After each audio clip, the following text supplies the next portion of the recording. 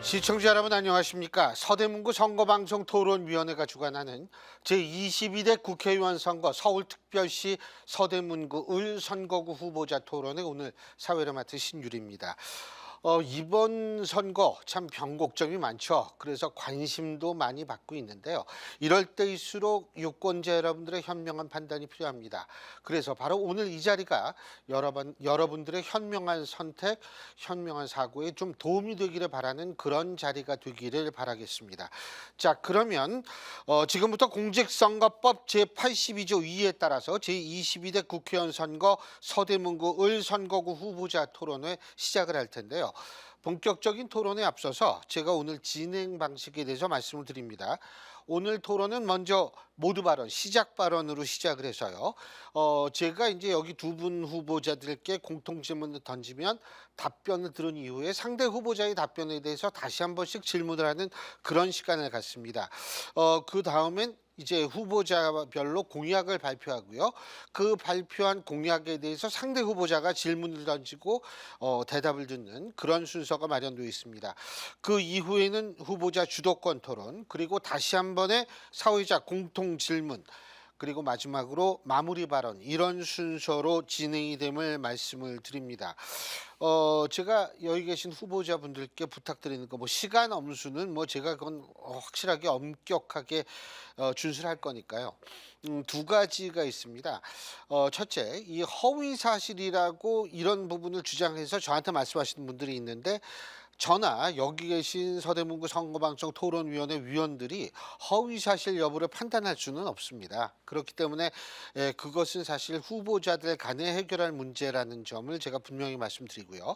비방 같은 경우에도 이 비속어를 사용하게 됐을 경우에 당연히 제가 제재를 하는데, 물론 여기 뭐 정치 오래 하신 분들이라서 그럴 확률은 거의 없다고 봅니다만, 비속어 사용은 제가 제재합니다만 나머지는 비방이라고 얘기했을 때 주관적인 측면도 있고 기준도 모호해서 제가 섣불리 개입을 할 수 없습니다. 섣불리 개입을 했다간 편파성 시비에 말릴 수 있기 때문인데요. 그렇기 때문에 제가 부탁드리는 것, 바로 여기 계신 후보자들의 양식에 맡기겠다, 제가 이 말씀을 드리고요. 뭐 정치 오래 하셨으니까 이 유권자들이 후보자 선택 기준에 또 양식도 있으니까요. 예, 그거 좀 부탁드리겠습니다. 자, 그러면 오늘 토론회를 함께 하실 두 분의 후보자 소개해 드리겠습니다. 오늘 토론회는 공직선거법 관련 규정에 따라서 후보자 두 분을 모시고 진행됨을 말씀을 드립니다. 그리고 후보자들의 좌석과 발언 순서는 사전 추첨을 통해서 정해졌음을 말씀드립니다. 자, 그럼 좌석 순서에 따라 소개해 드리겠습니다. 먼저 기호 2번 국민의힘 박진 후보십니다. 네, 서대문 을 주민 여러분 반갑습니다. 국민의힘 기호 2번 박진 후보입니다. 예, 다음에 기호 1번 더불어민주당 김영호 후보십니다. 친애하는 서대문구 유권자 여러분 반갑습니다. 더불어민주당 서대문을 현역 국회의원 김영호입니다. 예, 고맙습니다. 그러면 지금부터 이제 본격적으로 토론을 시작을 할 텐데요. 앞서 말씀드린 대로 첫 순서 시작 발언입니다. 시작 발언은 후보당 2분씩의 시간이 주어집니다. 그러면 발언 순서에 따라서 먼저 국민의힘 박진 후보부터 시작 발언해 주시죠. 2분입니다. 시작해 주시죠. 네, 제가 서대문 을 지역에 와서 지역을 돌아보고 주민들을 만나 뵙고 저는 정말 놀랐습니다. 도대체 왜 이렇게 이 지역이 발전이 정체될 수 있을까 하는 의문이 들었습니다. 제가 사정을 파악하고 나서 다짐을 했습니다. 서대문을 꼭 바꿔야 되겠다. 꽉 막힌 서대문을 활짝 열어야 되겠다. 그래서 크게 5가지 약속을 드립니다. 먼저 꽉 막힌 교통 문제 시원하게 해결하겠습니다. 특히 우리 서대문을의 최대 수건 사업인 서부선과 강북 횡단선, 이제 진짜 해결사가 나서야 실현될 수 있습니다. 둘째, 노후 주거 환경 확실하게 개선해서 명품 주거 도시 만들겠습니다. 신통기획에서 모아타운까지 각 지역 상황과 주민의 의견을 반영한 재건축 재개발을 신속하게 추진하겠습니다. 셋째, 우리 아이들의 교육을 획기적으로 업그레이드 하겠습니다. 목동이나 강남까지 학원에 다니지 않아도 되도록 서대문 을을 서부권 최고의 미래 교육 발전 특구로 만들겠습니다. 넷째, 침체되어 있는 지역 상권을 다시 살리겠습니다. 유진상과 인왕시장 통합 개발을 통해서 최신 감성의 복합몰을 유치하고 또 지역 내 대학과 연계한 주민, 청년 그리고 여성 창업 지원을 대폭 강화하겠습니다. 마지막으로 빈틈없는 안심복지, 확실한 주민 안전을 위해서 의료 사각지대를 해소하고 보육, 어르신 복지, 취약계층, 안전 인프라까지 두루 촘촘하게 챙기겠습니다. 그동안 종로와 강남에서 쌓은 사선의원의 경험과 실력을 발휘하고 또 외교부 장관으로서 쌓은 글로벌 네트워크를 총동원하겠습니다. 제가 당선되면 중앙정부, 서울시 또 서대문 구청과 손잡고 강력한 추진력으로 서대문을 활짝 열겠습니다. 예, 고맙습니다. 자, 김영호 후보 2분간 시작 발언해 주시죠. 네, 안녕하세요. 서대문에서 낳고 자란 진짜 서대문 사람, 진짜 서대문 을구의 국회의원 김영호입니다. 이번 선거 기간에 참으로 많은 유권자를 만나고 있는데요. 만나는 유권자분들이 말씀을 주십니다. 4월 10일을 손꼽아 기다렸다. 이번 4월 10일 총선은 민주시민이 무도한 윤석열 정권을 심판하는 날이다. 국민에게 위임받은 권한으로 국민을 지배하는 오만한 정권을 국민들이 투표해 주실 것으로 믿습니다. 국민들은 기억하고 있습니다. 이태원에서 159명의 꽃다운 청춘이 목숨을 잃어도 사과도 없이 진상조사조차 거부하는 매정한 대통령을, 해병대 최상병을 주급으로 몰아놓고는 진실을 은폐하고 책임자를 도피시키는 부정한 정부를, 후쿠시마 핵 오염수를 바다에 방류해도 국민 건강보다 일본의 국익을 옹호하는 친일 정부를 우리는 기억합니다. 부산 엑스포를 유치하겠다고 국민을 기반하고는 고작 29표밖에 얻지 못한 무능한 윤석열 정부에 국민께서 회초리를 들어주십시오. 명품백을 받아도 주가 조작을 해도 대통령 가족에 대해서는 수사조차 하지 못하는 검찰 독재 정권을 투표로 심판해 주십시오. 서대문 주민 여러분, 서대문에서부터 윤석열 정권을 심판해 주십시오. 심판해야 바꿀 수 있습니다. 투표해야 바꿀 수 있습니다. 저 김영호와 더불어민주당에 힘을 실어주시면 제대로 수사해서 진실을 밝힐 수 있습니다.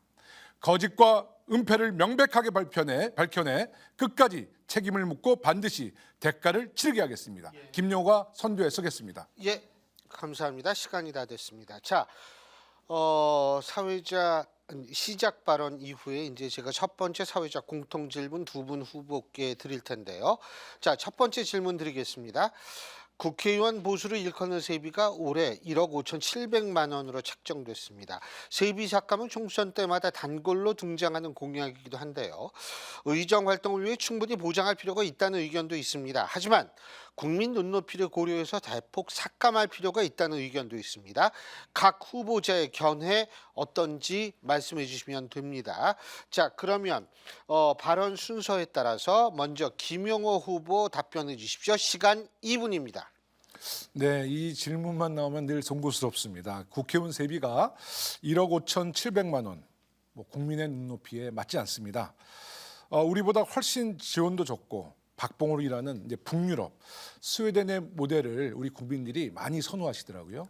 스웨덴을 직접 가보니까는요, 조금 정치 풍토가 달라요. 이 스웨덴은 정부가 투명하기 때문에 이 입법부가 행정부의 견제가 우리처럼 치열하지 못하다니까 우리 보좌진 숫자도 좀 적고 또 의원들의 그 일도 우리처럼 전쟁터 같이 살고 있지 않다는 그런 현실을 보고 참 부러움의 대상이 되었습니다. 국회의원의 세비 삭감 논란이 반복되는 이유는 국회에 대한 불신이 크기 때문인데요. 결국 받은 만큼 일해라인데 성실하지 못한 국회의원이 많은 겁니다. 세비를 의정활동 평가와 연계하는 방식을 논의해 볼 필요가 있습니다. 지금 우리 당이나 국민의힘도 공천 관련돼서 하위 평가자를 구분하듯이 우리 300명 국회의원에 대해서도 국회 본회의 출석률이나 재석률, 법안 발의 같은 것을 면밀히 검토해 볼 필요가 있습니다. 그래서 국민들의 눈높이에 맞지 않든지 정말 터무니없이 의정 활동 평가가 낮을 경우에는 확실한 페널티로 아니면 정말 영원히 우리 국회에서 퇴출시킬 수 있는 이런 강력한 제도를 만들게 된다면 우리 불신받고 있는 정치가 조금이라도 신뢰를 회복할 수 있다고 생각합니다. 다만 세비를 일괄 삭감하는 거는 정말 좀 국회의원 중에서도 돈 없는 국회의원들이나 청년 국회의원들에게는 약간 정치적으로 제한이 많이 될 것 같아서 그런 부분은 우리 국민 여러분들이 좀 배려해 주셔야 되겠다라는 그런 말씀을 좀 덧붙여 드립니다. 이상입니다. 예, 고맙습니다. 자, 이제 박진 후보 2분간 답변해 주시죠. 네, 국민들의 정치 불신을 걷어내기 위한 첫 걸음이 바로 국회의원 세비 삭감을 비롯한 국회의원 특권 내려놓기라고 생각을 합니다. 국민의힘은 이번 22대 총선 공천 신청 시에 불체포 특권 포기 서약서 그리고 금고형 이상 확정 시에 세비 반납 서약서 제출을 의무화했습니다. 저를 포함해서 모든 후보들이 전부 여기에 서명을 했습니다. 또 한동훈 비대위원장은 지난번에 국회의원 정수를 약 50명 정도 줄이자 그리고 국회의원의 보수를 국민의 중위 소득 수준으로 낮추는 방안을 제시했습니다. 국회의원 세비 삭감의 가장 중요한 근거는 우리나라 국회의원들에게 지급되는 급여 수준이 다른 국가에 비해서 상대적으로 높다는 것입니다. 물론 나라별로 제도와 문화가 다릅니다. 스웨덴이나 덴마크 같은 나라는 자기 나라 최저임금 수준이고 미국, 독일, 영국과 같은 나라는 우리와 비슷합니다. 중요한 것은 그 세비가 1인당 GDP와 비교했을 때 몇 배 높은 수준으로 책정돼 있다는 것입니다.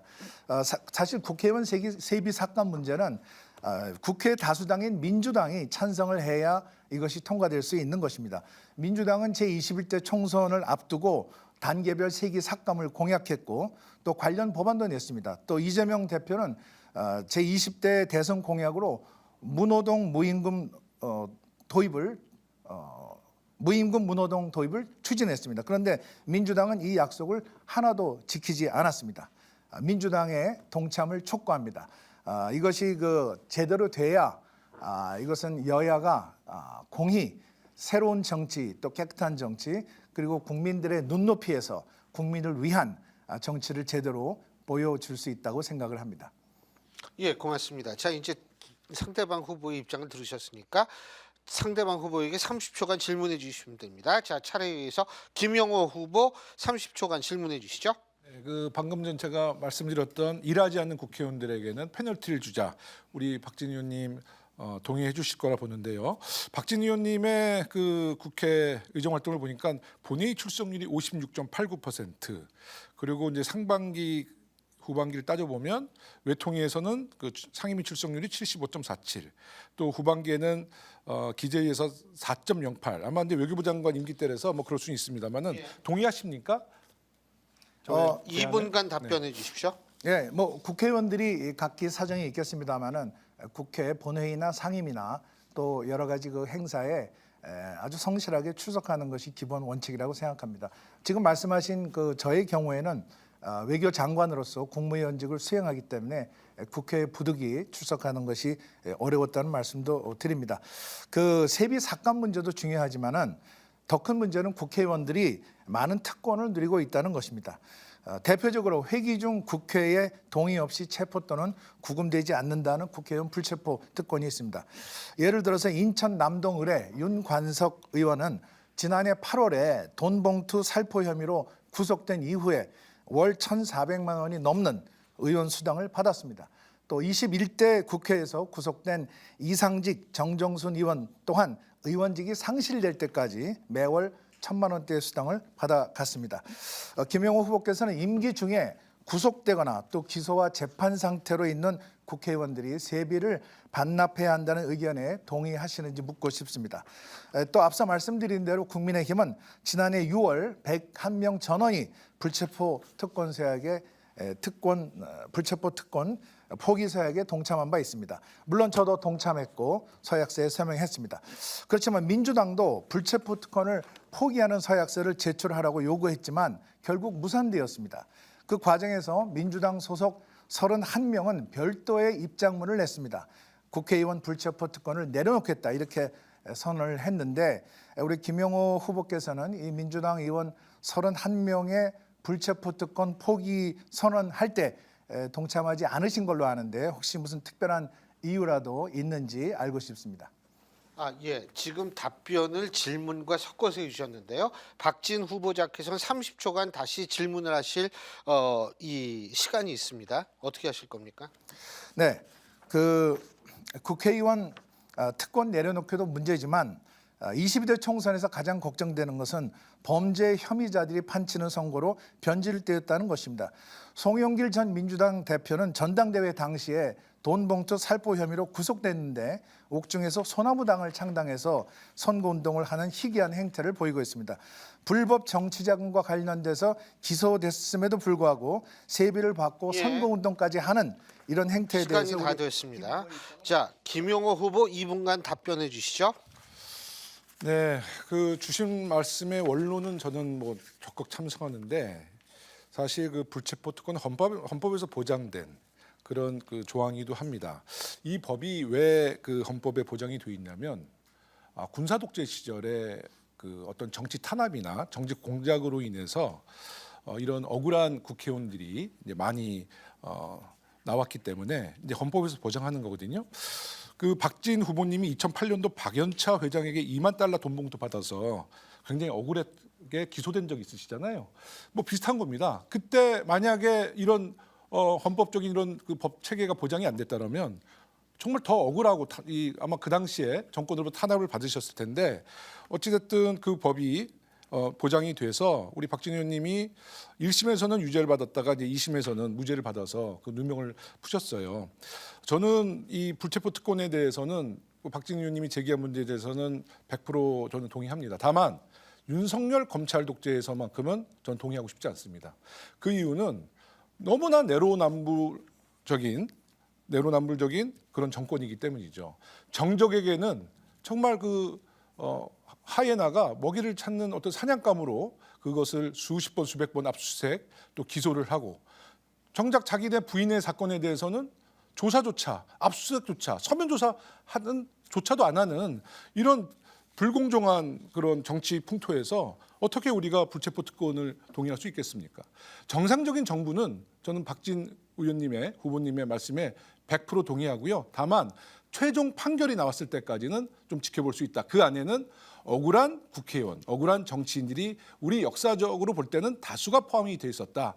한 명의 억울한 사람을 만들지 말자는 이런 취지에서도 저는 이 불체포 특권은 우리가 깊게 고민해야 된다 이렇게 생각을 합니다. 예, 시간이 다 됐고요. 자, 두 번째 질문 드리겠습니다. 장기간 경기 침체가 이어져서 소득 증가율이 낮아지고요. 가계빚 부담은 꾸준히 증가하고 있는 상황입니다. 게다가 최근에는 특히 먹거리 물가와 외식 물가 부담까지 더해져서 국내 소비 부진 현상이 심각한 상황입니다. 이자 부담과 먹고 사는 비용 부담이 줄어들지 않으면 지금의 내수 침체 상황 쉽게 해소하기 어려울 것이라는 전망이 있는데요. 내수 침체 상황을 타개할 구체적 방안 말씀해 주시기 바라겠습니다. 자, 이번엔 발언 순서에 따라서 먼저 박진 후보부터 2분간 발언해 주시죠. 답변해 주시죠. 시작해 주시죠. 네, 윤석열 정부는 물가 안정을 위해서 다양한 조치를 취해왔습니다. 건전 재정으로 물가 상승을 억제하고 비축 물량을 시장에 풀어서 채소, 과일 가격을 인하하고 민생 물가를 잡기 위해서 노력했습니다. 또 수입 과일의 관세를 낮춰서 수입 과일이 낮은 가격으로 시장에 들어올 수 있도록 하는 정책을 펴왔습니다. 그럼에도 불구하고 기후 위기와 국제적인 악재로 고물가 상황이 개선되지 못하고 있습니다. 이 와중에 민주당은 윤석열 정부 2년 내내 민생 경제와 관련한 법안 통과를 저지하고 민생의 발목을 잡았습니다. 기업 구조 조정 촉진법이라든지 또 유통산업법, 또 법인세법 개정안, 그리고 최근에는 소상공인들에게 엄청난 고통을 주는 중대재해처벌법, 이것을 유예 기간 연장 없이 그냥 강행 처리해서 민생에 큰 부담을 주었습니다. 이제 총선을 앞두고 이재명 대표와 민주당은 나라 빚을 늘려서 현금을 살포하는 이런 매표 공약을 발표하고 있습니다. 선거 시기만 다가오면 국가 재정에 부담을 주는 공약을 쏟아내는 행태를 지금 반복을 하고 있습니다. 물가 안정을 위해서는 정부가 부가세를 인하하고 또 관세를 인하하고 이렇게 세수를 줄여야 합니다. 또 정부는 주요 유통사들이 과도한 이윤을 남기고 있는 것이 아닌지 점검을 하고 또 할인 지원 정책 등 가격 인하를 유도할 수 있는 치밀한 후속 조치를 취해야 합니다. 또 국회 역시 농축수산물에 대한 정책 지원 또 투자 확대를 통해서 재정 효과가 수반될 수 있도록 정책 기반을 마련해야 한다고 생각합니다. 예, 고맙습니다. 자, 김용호 후보 2분 동안 답변해 주시죠. 네, 요즘 뭐 정말 중소상공인 또 자영업자들, 전통시장 상인들 보면 정말 그 고개를 숙일 수밖에 없습니다. 사과 한 알에 10,000원 시대다. 유진상가 인왕시장에 가보면 상인들은 물론 주민들 모두가 너무 힘들다고 합니다. 그런데 대통령은 대파 한 당 가격이 875원이 합리적이다. 정말 세상을 몰라도 너무 모르고 국민의 마음을 몰라도 너무나 모르시는 것 같아요. 월급 빼고 다 오른다라는 말이 있죠. 먹거리 물가가 급등하고 공공요금을 비롯한 소비자 물가가 매우 높은 데 반해서 실질 임금은 줄었습니다. 서민들의 고통은 계속 늘어나만 가고 있죠. 그런데 윤석열 정부는 건전재정 한다면서 부자들의 세금은 깎고 정부 지출은 줄여서 내수 침체를 부추기고 있습니다. 물가 상승은 실질 소득 감소로 이어져 소비를 줄이게 되는데 가장 먼저 외식을 줄이고 집에서 식사를 하게 됩니다. 요즘에 삼겹살집 가면 예전에는 2차로 뭐 호프집 갔는데 호프집도 안 가요. 거리가 한산합니다. 사람이 없습니다. 그래서 저는 내수 침체 타개 방안은 실질 소득을 높이는 쪽으로 방향을 잡아야 된다. 어르신들에게는 기초노령연금을 조금 더 확대했으면 좋겠다. 그리고 어르신 일자리도 더 확대해야 되고요. 직장인들에게는 근로소득세를 감면하고 근로소득 세제 공제를 확대해야 된다. 직접적인 지원은 아니라도 세제 감면을 통해서 좀 지갑을 두툼하게 만들어드려야 된다.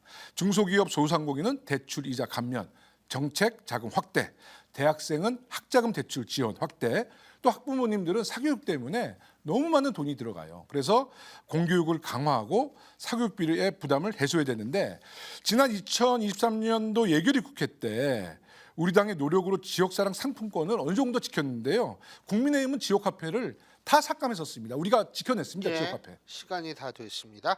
자, 이 김영호 후보의 답변 내용에 대해서 우리 박진 후보 질문해 주시죠. 30초입니다.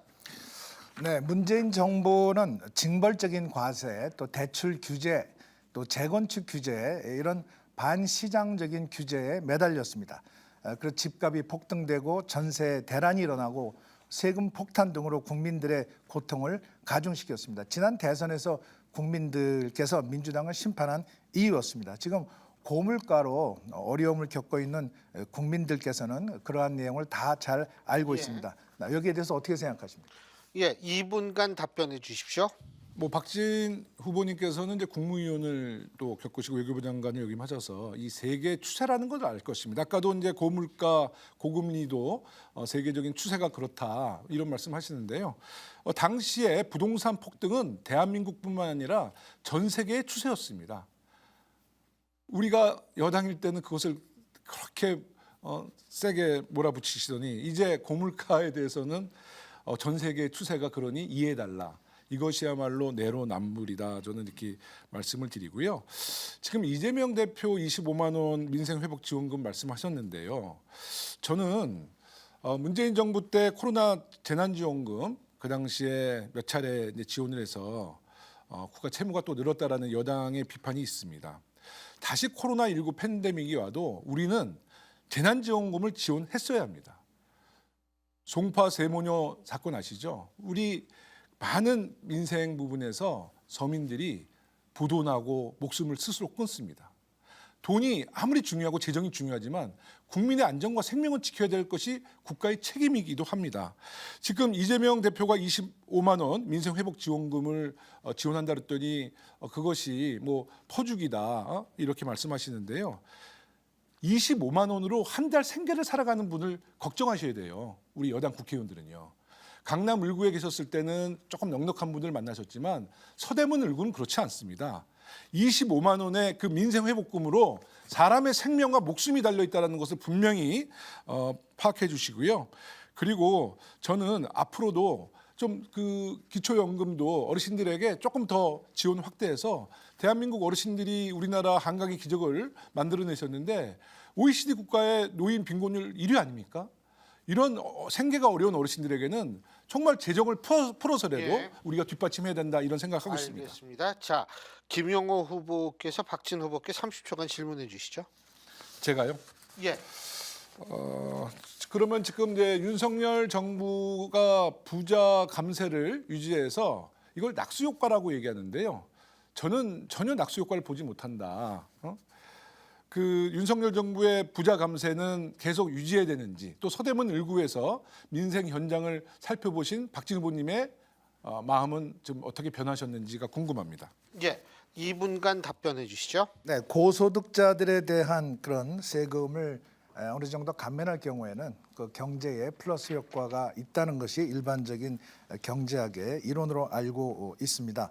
또 아까 재난지원금 말씀하셨는데 획일적인 재난지원 그 금을 살포하는 것보다는 영세 서민, 영세 자영업 또 하루하루 살기 어려운 또 소기업, 소상공인들에게 실질적인 혜택에 갈 수 있도록 하는 그런 그 정책이 필요하다고 생각을 합니다.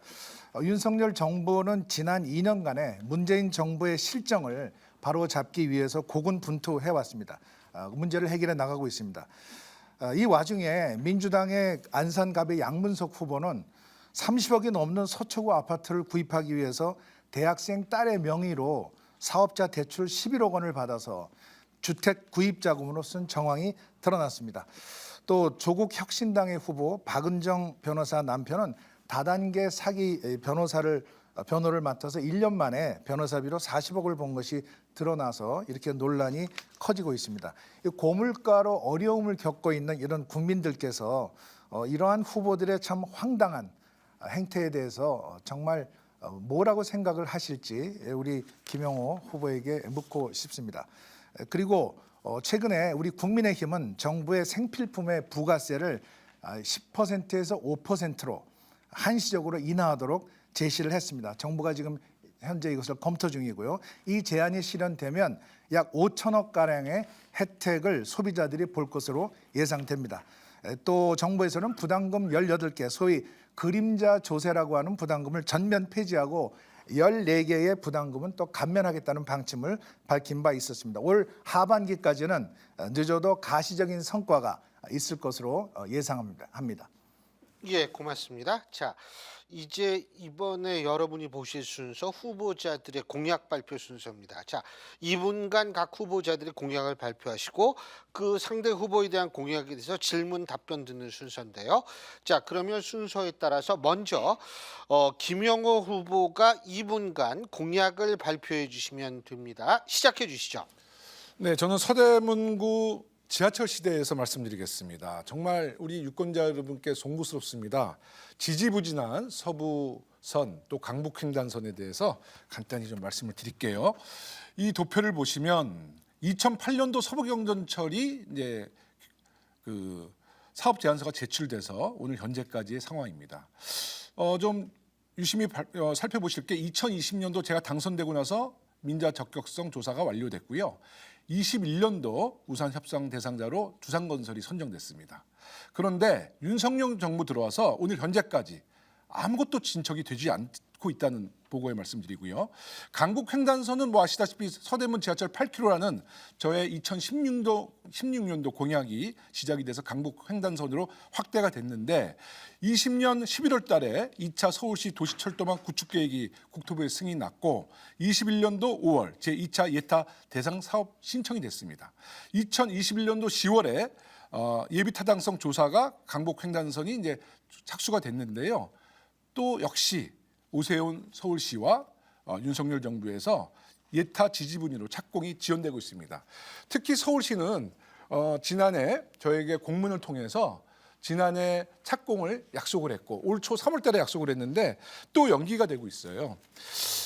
기재부의 민투심 재심 통과가 급선무입니다. 서부선일 경우에요. 그런데 물가 상승으로 인해서 공사비 부담 증가로 사업자와 서울시 간의 협의가 난항을 겪고 있습니다. 서부선은 신속하게 가는 것이 답이고요. 강북횡단선은 강남북 균형 발전에 대한 가산점이 인정받아야 됩니다. 박원순 서울시장 때 그 예타를 위해서 강남북 균형 발전에 대한 강북구의 가산점을 인정했는데 그 인정한 부분이 없어졌어요. 이번에 오세훈 시장 만나서 가산점 인정을 촉구하라고 제가 강력하게 요구했습니다. 알겠습니다. 자, 그러면 이 공약에 대해서 박진 후보 30초간 질문해 주십시오. 네, 우리 서대문을 지역 주민들의 최대 수건 사업이 서부선 경전철입니다. 현재 급격한 공사비 상승으로 인해서 실시 협약 체결이 지연되고 있는 상태죠. 우리 김영호 후보께서 8년 동안 현역 의원으로서 이걸 잘 파악하고 계실 텐데 이거 지금 일방적으로 서울시의 정부의 책임을 전가하는 것이 아닌가 이런 생각이 듭니다. 지금의 교착 상태를 어떻게 타개할 수 있을지 실질적인 해결책이 있는지 묻고 싶습니다. 자, 이분과 김영호 후보 답변해 주시죠. 얼마 전에 박진 후보께서 서부경전철의 그 해결은 그 서울시와 두산건설의 50억의 문제다라고 말씀을 하셨어요.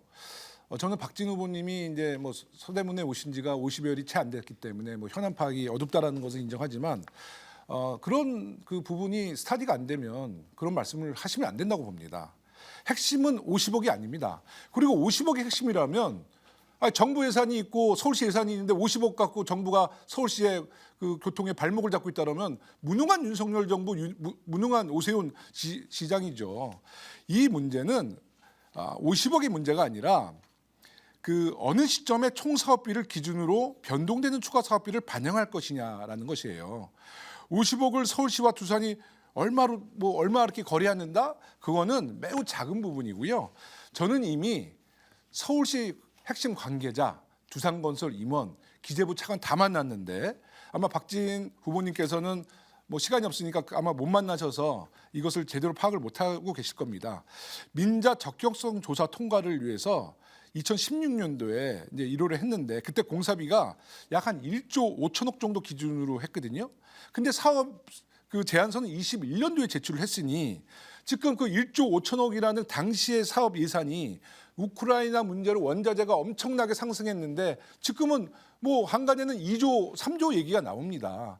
이런 문제를 서울시와 두산에서 그 사업의 규모를 시점적으로 결정해서 그것을 기재부 또 피맥에 제출해야지만이 이것이 이제 그 나오는 것이지 단지 50억으로 이 문제가 해결이 안 된다라고 말씀하시는 부분은 정말 지나가는 소가 웃을 얘기입니다. 아니 서대문구 구청 예산이 8천억, 9천억이에요. 근데 50억으로 서부선이 지금 진척이 안 된다는 것은 정말 무책임한 발언이세요.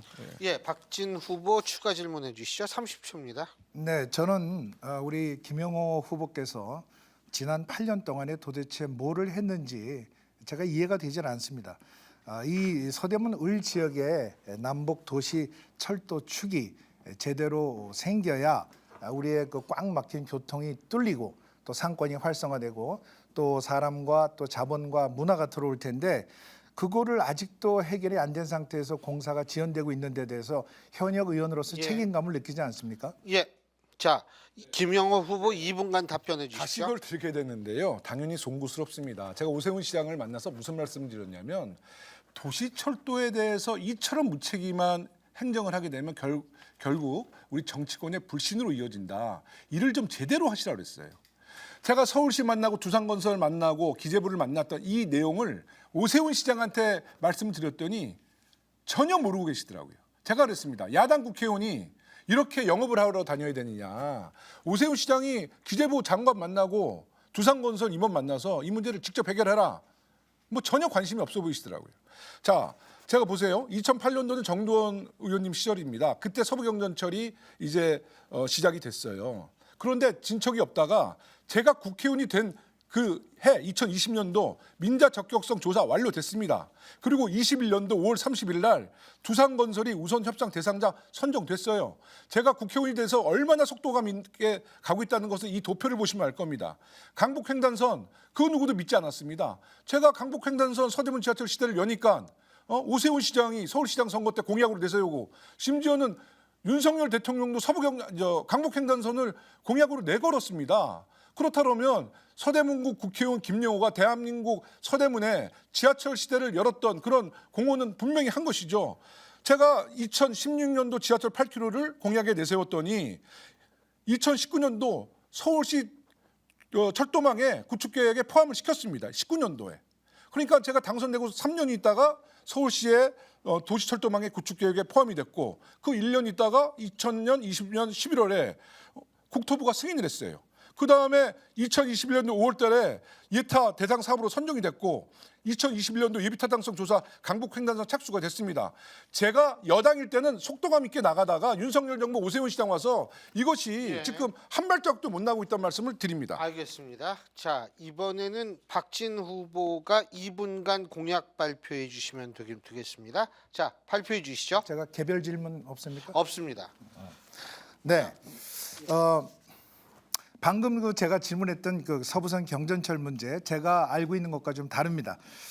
서부선 지금 실시 협약 체결을 빠른 시일 내에 매듭 짓고 조속 착공할 수 있도록 해야 합니다. 이미 저도 서울시 그리고 우선 협상 대상자인 두산건설과 만나서 쟁점을 정확히 파악했습니다. 아마 우리 김영호 의원께서 잘 모르고 계신 것 같은데 오세훈 시장과 바로 전화 통화를 해서 실시 협약 문제는 곧 해결될 것이라고 제가 확인을 했습니다.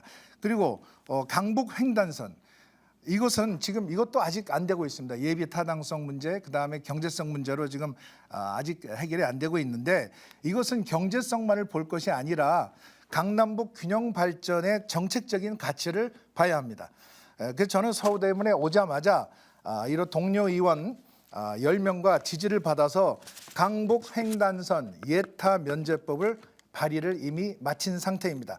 지난 8년 동안 민주당 현역 의원이 있으면서 그야말로 지지부진했던 강북 횡단선 이거 제가 당선되면 국민의힘 5선 의원으로서 확실하게 속도감 있게 추진하겠습니다. 이렇게 교통이 뚫리면 우리 서대문 지역에 정말 절실한 노후 주거 환경 개선, 재개발 재건축, 상권 활성화도 속도가 붙게 됩니다. 유진상가 통합에서부터 가재울 7구역, 북가자 6구역, 개미마을까지 할 일이 너무 많이 있습니다. 마침 서울시가 강북 대개조 프로젝트를 발표했습니다. 이 재개발 규제를 확 풀겠다고 나섰습니다. 지금이 아주 기회입니다. 중앙정부와 서울시와 또 서대문구청과 손을 잡고 사륜 구동 체제로 이러한 재정착이 가능한 재개발을 강력하게 추진하겠습니다. 예. 자, 박진 후보의 공약에 대해서 김영호 후보 30초간 질문해 주시죠. 그 박진 후보님의 공약 중에 어저께 유튜브로 또 공약을 발표했어요. 가재울초 과밀학교 해소하시겠다고 했는데요. 굉장히 깊은 연구가 필요한데 그냥 대충 얘기하시는 것 같아요. 가재울 초등학교 과밀학교 해소 구체적인 방안이 무엇이고 둘째로 홍은 홍제권에 고등학교 하시겠다고 그랬는데 어디 부지, 신설 부지가 어딘지 한번 말씀해 줘 보십시오. 예, 2분간 답변해 주십시오. 가재울 뉴타운 개발로 인해서 지금 유입 학령 인구를 이제 오판을 한 것 같습니다. 가재울 초등학교의 경우에 지금 3교대 급식을 하기도 하고 있습니다. 아이들 교육과 성장에 끼치는 영향이 아주 지대하기 때문에 시급한 해결이 필요합니다. 지금 현재 가재울초가 제일 심각합니다. 학급당 26명 이상이고요. 또 북가자초, 또 연가초 여기도 지금 그 시설 현대화를 해야 됩니다. 가재울초는 계획된 증축 공사를 지연하지 말고 최단 기간 내에 진행하도록 해야 합니다. 또 공사 기간 중에 학생들의 안전이나 수업권이 완벽하게 보호할 수 있도록 대책을 마련해야 한다고 생각을 합니다. 증축 공사 기간 중에 임시 그 모듈러 교실 활용은 학부모님들이 반대해서 무산된 걸로 알고 있습니다. 그래서 기존 교실에서 수업을 진행하면서 수직 증축하는 계획이 지금 진행 중입니다. 그리고 고교 신설은 홍은 홍제권에는 중학교가 4개나 있는데 고등학교가 없습니다. 그래서 최소 한 번 이상 환승을 하면서 30번 이상의 거리에 다른 지역 고등학교로 지금 통학을 하고 있습니다. 특히 홍제동 학생은 교통 체증이 극심한 이런 통일로 민원버스를 타야 합니다. 불편이 아주 크죠. 그래서 중학교 졸업하자마자 다른 데로 이사하는 가정들도 많이 나오고 있습니다. 그건 젊은 부부나 청소년 인구가 빠져나가는 안타까운 상황이 되는 거죠. 고등학교 신설은 교육청의 소관 사항입니다. 현행 학령 인구의 감소 추세, 또 부지 선정의 어려움 등의 이유로 교육청에서는 추진 의지가 그렇게 크지 않지만 우리의 그 지역의 상황을 잘 설명하고 고교 신설이 꼭 필요하다는 것을 설득을 해서 이러한 교육청을 설득하고 이 서울시와 구청과 국회가 원팀으로 이것을 적극 노력해야 합니다. 서대문 갑 지역에도 이러한 문제가 있어서 자, 김영호 후보 30초간 질문해 주시죠. 보충 질문. 네. 시간 됐습니다. 홍은 홍제권 고등학교 신설에 대한 부지 이야기를 답변을 못 하시는데요. 특히 잘 아시다시피 요새는 고등학교가 예전처럼 이렇게 뺑뺑이가 아닙니다. 이제 지원인데요. 약간 거리적으로 동선이 좀 불편한 거는 사실입니다만은 우리 홍은동, 홍제동에는 뭐 경복고등학교, 충암, 명지, 중앙고등학교, 전통 있는 학교들이 참 많습니다. 다만 신설고등학교에 대해서 학부모님들이 선호하지 않는 성향이 있기 때문에 이런 부분도 잘 잘 생각하셔야 되고요. 예, 시간이 다 됐습니다. 자, 답변해 주시죠. 2분입니다. 박진 후보. 네, 지금 그 말씀하신 내용에 대해서 제가 말씀을 드리면 서대문 갑 지역에서는 그 구서울 여자 상고 건물, 그다음에 또 고운 초교, 또 신현중 여유부지 활용 등 이런 부지 제안이 나왔던 걸로 알고 있고 서울시 교육청에서 제시한 이런 그 기존 학교의 분교 형태의 도시형 캠퍼스를 활용하는 방안들도 나온 것으로 알고 있습니다. 어쨌든 우리 지역에서 공부한 아이들이 여기서 초등학교, 중학교를 나오고 고등학교까지 다닐 수 있으면 그게 대단히 중요하다 이렇게 생각을 하고 있습니다. 그리고 우리 지역에 10년 동안 기다려온 가재울 도서관이 있습니다. 도대체 그동안에 우리 현역 국회의원께서 무슨 일을 하셨는지 제가 정말 묻고 싶습니다. 지난 10여 년간의 대부분은 민주당, 시장, 구청장, 국회의원의 집권 기간이었습니다. 최근에 그 김영호 의원님께서 블로그에 입장문을 올리셨는데 착공 지연 사유에 대해서 납득할 만한 어떠한 설명도 없다 이러고 서울시를 맹비난하시면서 이게 무슨 청선과 관련된 그런 고려 아니냐 이렇게 얘기하셨는데 제가 알아본 바로는 전혀 그렇지 않습니다. 서울시 담당 부서 문화시설과에 바로 전화 한 통이면 파악할 수 있어요. 도서관 설계 과정에서 친환경 에너지 효율 이런 각종 인증 과정이 지금 진행이 되고 있기 때문에 시간이 걸리는 것입니다. 우리 김영호 의원께서는 그냥 무작정 이거 서울시가 안 해주고 있다 이렇게 매도하실 것이 아니라 우리 주민들에게 학부형들에게 현재 가재울 도서관이 왜 시간이 걸리고 있고 어떤 상태에 있는지 이거를 좀 정확하게 이야기를 해주셔야 하지 않겠나 이렇게 생각을 합니다. 여기에 대해서 우리 김영호 의원님 어떻게 생각하십니까? 아니요, 이게 지금 주도권 토론이 아니고 끝났습니다. 예, 끝났고요. 자, 주도권 토론 순서입니다. 이거 주도권 토론이라는 거 제가 뭐 주도권 가진 후보자들이 토론을 주도하는 거는 맞는데요. 근데 제가 한 가지 주도권을 가진 후보자들의 발언 시간은 1분으로 제가 체크합니다. 왜 그러냐 하면 이거 어떻게 진행하다 보면은 주도권을 가졌기 때문에 5분 주어진 시간 4분 30초 본인이 연설하는 경우가 있어요. 그런 것들을 막기 위해서 주도권을 가진 후보자의 발언, 그러니까 예를 들면 박진우 의원께서 갖고 계시든 김영호 의원께서 갖고 계시든 주도권을 가진 후보의 발언 시간을 제가 1분씩 한 번 발언할 때 1분씩 제한 둔다라는 말씀드리고요. 그럼 상대 후보의 발언? 그건 주도권을 가진 후보가 뭐 이 자르든지 뭐 하든지 그건 마음대로 하시는 거죠. 단 한두 마디 했는데 자르면 그건 좀 양식이 없어 보이니까요. 그 점만을 좀 부탁드리겠습니다. 자, 그리고 주도권 토론의 주제가 있습니다. 주도권 토론의 주제는 서대문구의 치안 및 사회 안전 실태입니다. 각 주도권 토론 시간 5분씩인데요. 자, 그러면 발언 순서에 따라서 먼저 박진 후보부터 주도권 토론 시작하겠습니다. 총 쓰실 시간 5분입니다. 시작해 주시죠. 치안 관계에 대해서 주도권 토론을 하겠습니다. 사회 안전이라는 개념이 다소 생소한 분들도 아마 계실 것 같습니다. 최근에 머니투데이와 성신여대, 충북대가 공동 조사한 대한민국 사회 안전 지수가 있습니다. 여기 지금 나와 있는데요. 여기 보면은 우리 서대문구의 사회 안전 지수는 C등급 73위입니다. 공개 대상 지자체가 184개이기 때문에 전국 하위 50%에 속하는 셈입니다. 사회 안전 평가는 치안 소방, 생활 안전뿐만 아니라 경제 활동, 또 건강 보험, 보건, 주거 환경까지 고려되는 아주 종합적인 개념입니다. 20초 모두 남았습니다. 공감하실 텐데요. 우리 서대문구는 특히 주거 환경 항목이 177위, 전국 최하위 수준입니다. 자세히 보면 주거, 보육, 교육 항목이 168인데요. 우리 김영호 후보 어떻게 생각하십니까? 짧게 말씀해 주세요. 네, 그 부분에 대해서는 전 행안위 때부터 이제 우리 사회 안전망에 대해서 많은 노력을 기울였습니다만은 뭐 이제 우리 박진 후보님도 이제 다선 의원님이시기 때문에 국회의원의 예산 확보가 상당히 제한이 있다. 그래서 우리가 특별고부금을 저는 확보를 해서 우리 서대문구의 최대한의 그 치안 문제에 대해서 집중적으로 제가 확보했다는 말씀을 드리겠습니다. 특히 주거 환경 개선은 우리 서대문 을에 노후 주택 밀집 지역이 많기 때문에 정말 시급한 문제입니다. 우리 2021년에 오세훈 시장이 취임한 직후에 재개발 재건축 규제를 완화하겠다고 했습니다. 그때 김영호 후보께서는 민주당이 서울시 의원들과 함께 저지할 것이다 이렇게 극렬히 반대를 했던 걸로 알고 있어요. 2021년에 오세훈 시장이 취임한 이후에. 그런데 그 사회 안전 강화를 위한 주거 환경 개선에 반대하는 건지 아니면 서대문 을은 그냥 이대로 살자는 건지 묻지 않을 수 없습니다. 또 바로 다음 해 2022년 대선 때 김영호 후보는 서울 재건축 재개발 용적률을 500%를 추진하겠다 이렇게 입장을 또 180도 바꿨어요. 지금은 맞고 그때는 틀리다.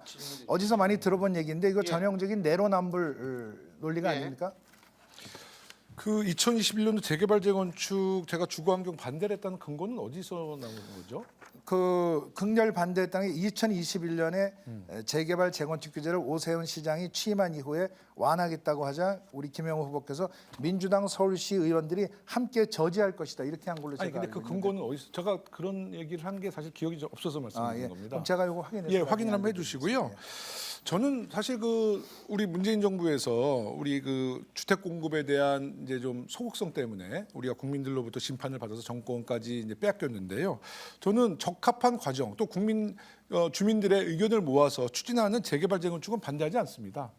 다만 아까 용적률 얘기하신 거는 당시에 서울시장 후보의 기조였습니다. 제가 그때 전략기획위원장이라서 서울시 시장 후보 캠프에서 추진했던 그 당시는 또 아마 그 부동산이 폭등하고 주택 공급이 매우 절실했을 때였기 때문에 서울시장 후보 캠프에서 그런 공약을 내세워서 저는 그것에 대해서 제가 전략기획위원장으로서 발표를 한 것뿐이다. 저는 이렇게 말씀을 드립니다. 네. 또 그리고 이번 선거에서 우리 주민들의 수건인 재건축이나 또 재개발 관련해서 우리 김영호 후보께서 어떤 공약을 제시하고 계신지 네. 제가 그렇게 많이 보지 못한 것 같습니다. 그 우리 국민의힘은 일관되게 신속한 재개발 재건축 사업성은 올리고 분담금 부담은 낮추고 이래서 재정착이 가능한 재개발을 추진해 왔습니다.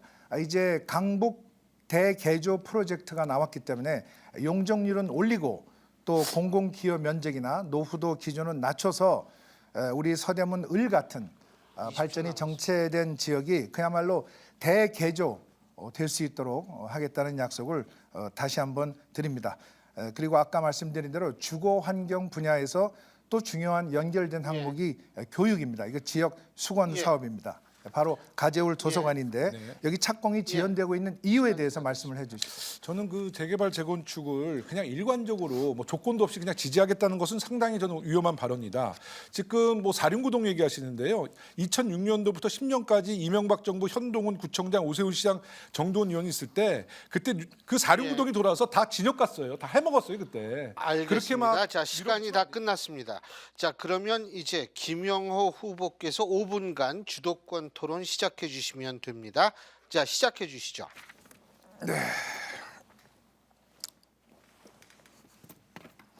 그 사회 안전망을 위해서 제가 지금까지 관심과 중점을 뒀던 것이요. 스쿨존. 제가 국회의원 되기 전에는 4%의 스쿨존에 단속 카메라가 있었는데 100% 이제 설치 완료했습니다. 스쿨존 100% 안전 사고를 방지할 수 있도록 더욱 세심한 이제 그 설계를 하겠다는 말씀을 드리고요. 두 번째로는 여성 안심 화장실. 요새 이제 몰래 카메라 같은 이제 두려움이 있으신데요.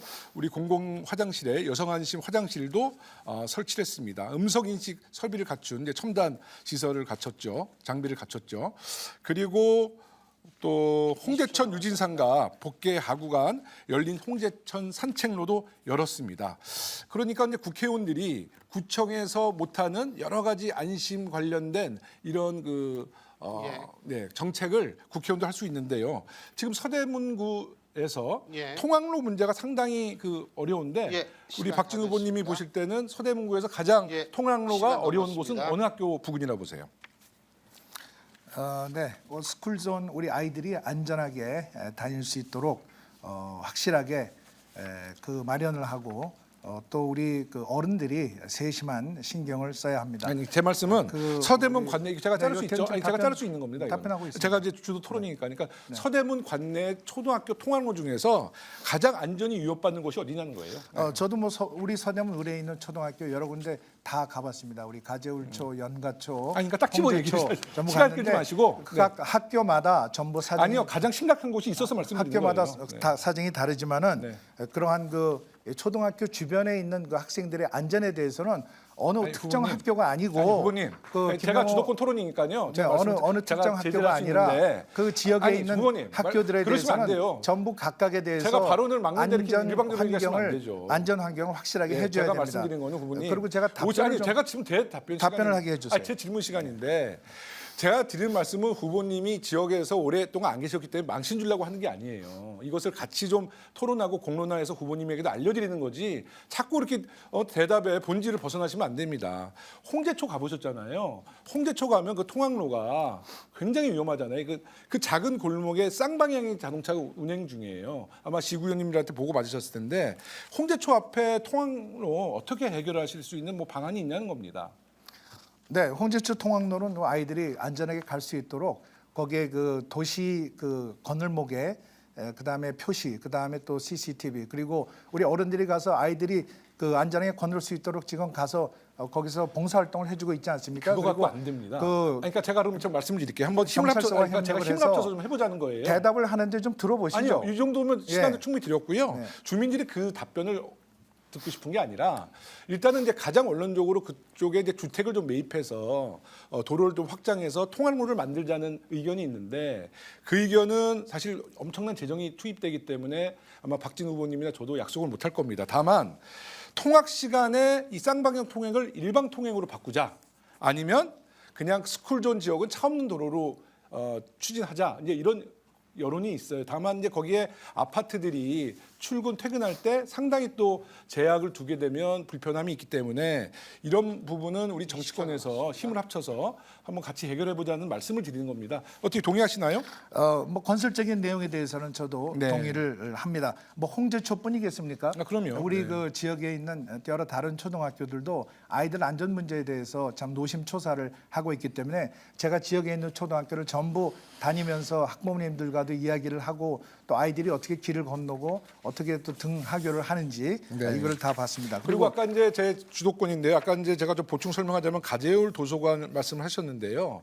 그것도 후보님이 역사성을 몰라요. 그 3구역이라는 이 편한 세상이 아파트가 추진될 때 거기에는 도서관 부지라고 있었지만 그 땅이 매입조차 안 돼 있어서 당시에 제가 박원순 시장한테 얘기해서 120억 주고 그 땅을 사서 지금까지 추진해서 이것이 이제 완공을 눈앞에 두고 있는데 거기에 슬그머니 숟가락을 올려놓으시려고 하는 건 이해가 갑니다. 다만 제가 했던 부분을 다 부정하시면 안 되는 거예요. 왜냐하면 가재울 도서관의 그 착공 문제는 서울시에서 저에게 공문을 보내왔어요. 언제 착공하겠다.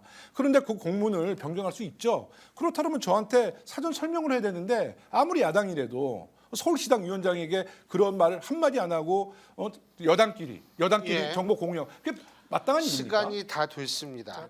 자, 아니요. 지금 이제는 사회적 공통 질문 세 번째 순서로 넘어갈 수밖에 없습니다. 이게 기계적 형평성 때문에 어쩔 수가 없습니다. 자, 그러면 세 번째 사회적 공통 질문 드리겠습니다. 2023년 대한민국 합산 출산율은 0.72명으로 출산율이 비교적 낮은 OECD 국가와 비교해도 가장 낮은 수준입니다. 출산율 감소는 우리 사회의 경제적 사회적 위기를 불러올 수 있고 지속적인 출산율 감소로 인한 국가 소멸에 대한 우려도 국내외에서 제기되고 있습니다. 후보자들께서는 저출생 문제의 원인을 무엇으로 파악하고 있으며 장단기적인 해결 방안이 어떤 것이 있다라고 생각하시는지 말씀해 주시면 됩니다. 후보자당 답변 시간 일단 2분이고요. 자, 발언 순서에 따라서 먼저 김영호 후보 2분간 답변해 주시죠. 네, 이 저출산 문제 정말 뭐 우리 정부 때도 또 윤석열 정부 때도 답이 없는데 사실 윤석열 정부가 들어와서 조금 더 심각해지고 있습니다. 일단 저출산 문제를 해결하려면 낳고 기르고 그 아이가 커서 가정을 꾸릴 때까지 이 생애 구간을 정부가 세심히 챙기고 또 책임을 져야 되는데 그런 여건이 주어지지 않고 있죠. 일단은 아이를 낳게 되면 이제 어린이집, 유치원을 보내야 되는데 지금 윤석열 정부가 야심차게 준비하는 유보 통합, 정말 제가 국회 교육이 간사인데요. 말만 유보 통합이지 진척되는 게 또 하나도 없어요.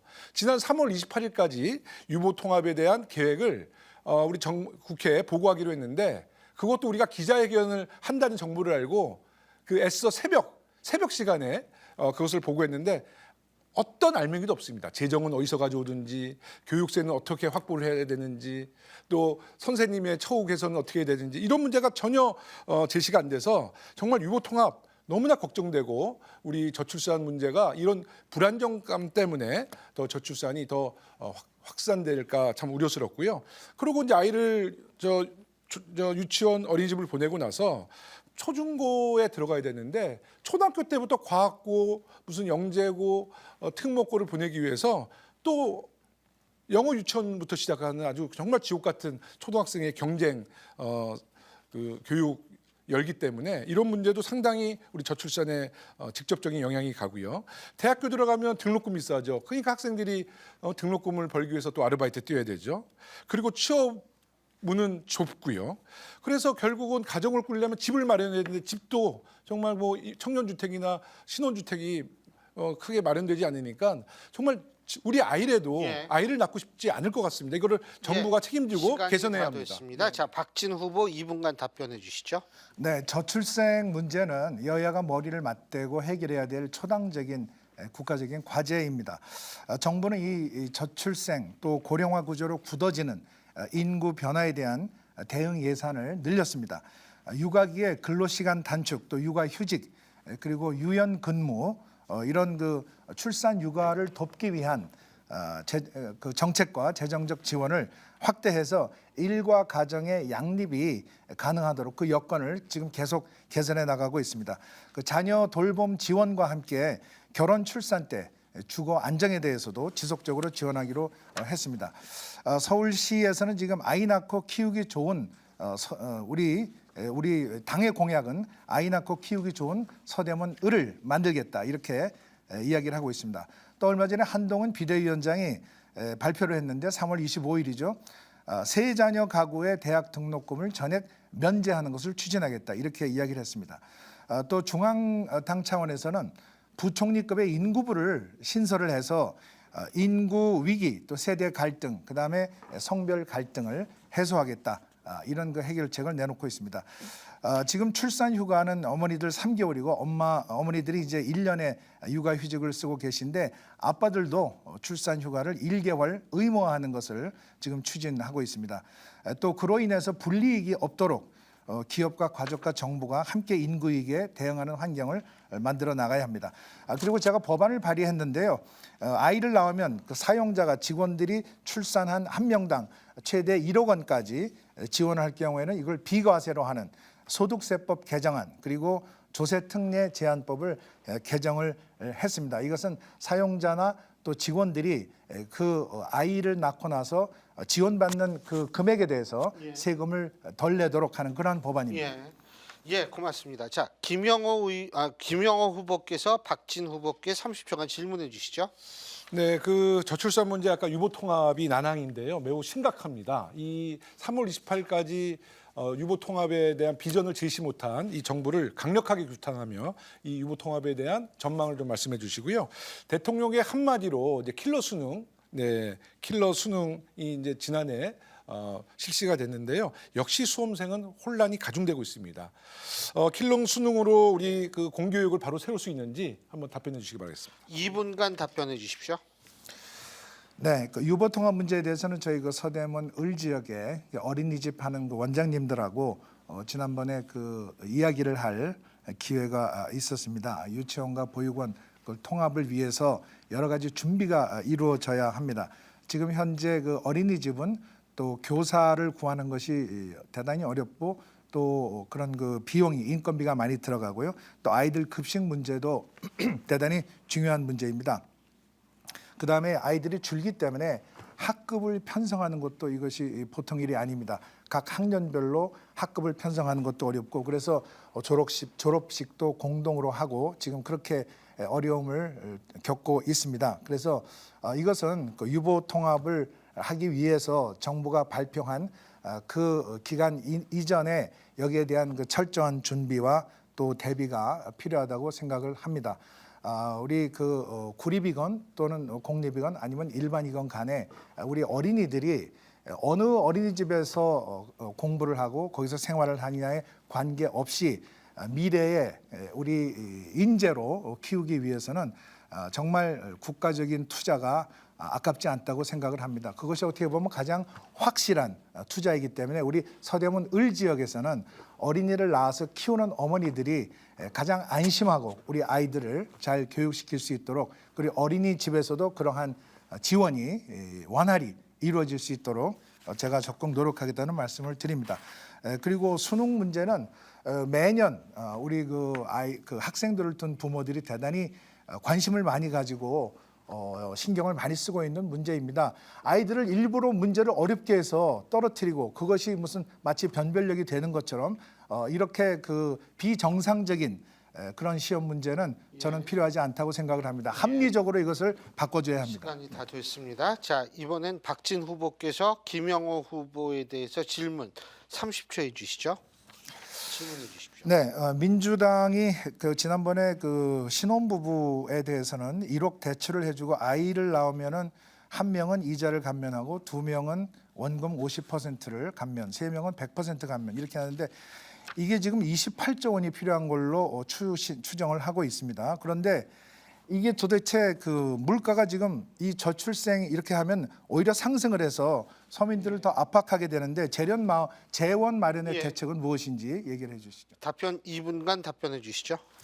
네, 저는 이제 우리 후보님께서 지금 주신 말씀을 듣고 문득 이 생각이 떠올랐어요.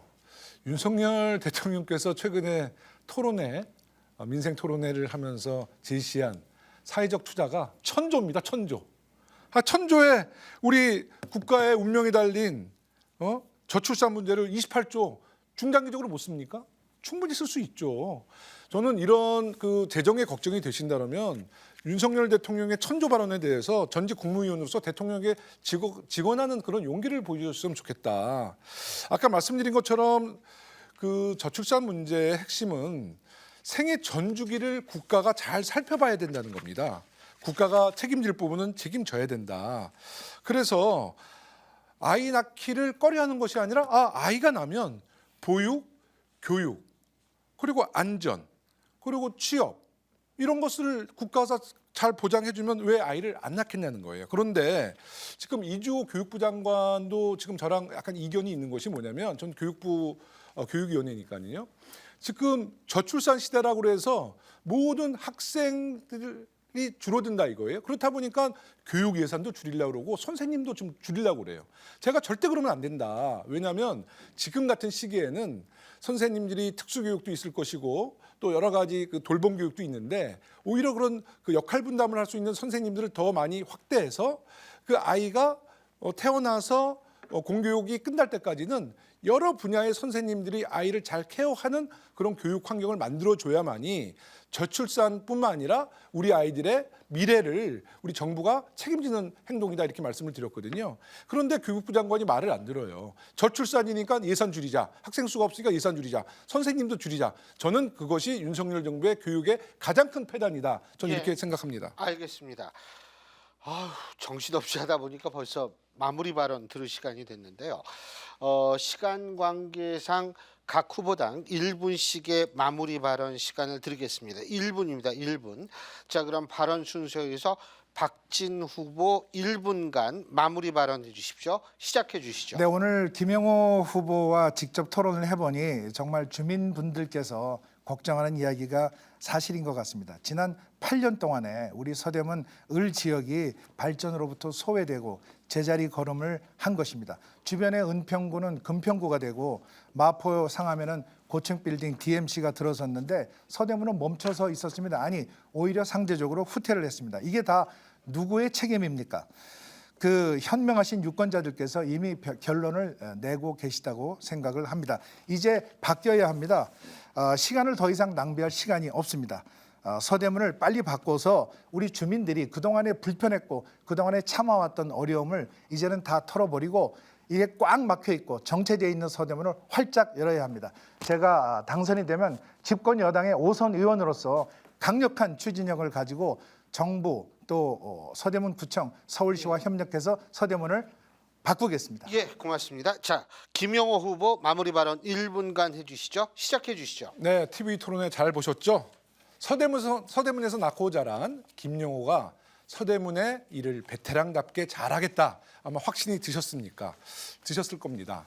저는 박진 후보님이 이제 5월 31일까지는 강남 을구 국회의원이신데요. 이제 갑자기 우리 서대문에 오셨는데 많은 주민들이 TV 토론회 때 좀 물어봐 달라는데 오늘 이례적으로 외교 한반도 분야가 없어요. 그래서 제가 저의 마무리 발언을 통해서 질문하고 질문에 대해서 SNS로 답변해 주셨으면 좋겠습니다. 바이든입니까? 날리면입니까? 행사장에서도 그 얘기를 직접 질문을 누가 했다는 거고요. 부산 엑스포에서 고작 29표에 받은 것에 대해서 주민들께 입장을 발표해 주시고 후쿠시마 오염수 방류에 대해서 말 한마디도 못 하시는 그 부분.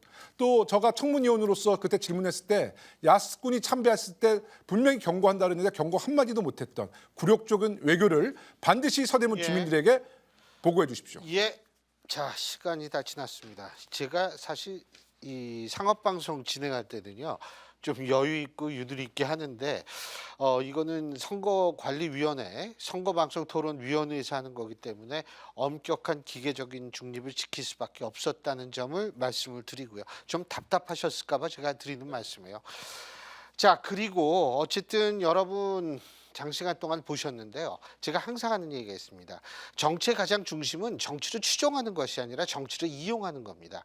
뭐를 위해서 이용하냐면 내 이익을 위해서 무엇이 가장 중요한지 그것을 실현시키기 위해서 어떻게 이용해야 되는지를 고민해야 되는 과정이라고 생각합니다. 그런 의미에서 바로 오늘 이 토론회 자리가 여러분의 선택에 도움이 되셨기를 바라겠습니다. 장시간 동안 여러분 시청해 주셔서 감사드리고요. 여기 두 분 후보님들도 바쁜데 또 이렇게 토론회 장시간 동안 임해 주셔서 고맙습니다. 감사합니다. 예, 그러면 서울특별시 이 서대문구 을 선거구 후보자 토론회 오늘 순서 여기서 모두 마치겠습니다. 고맙습니다.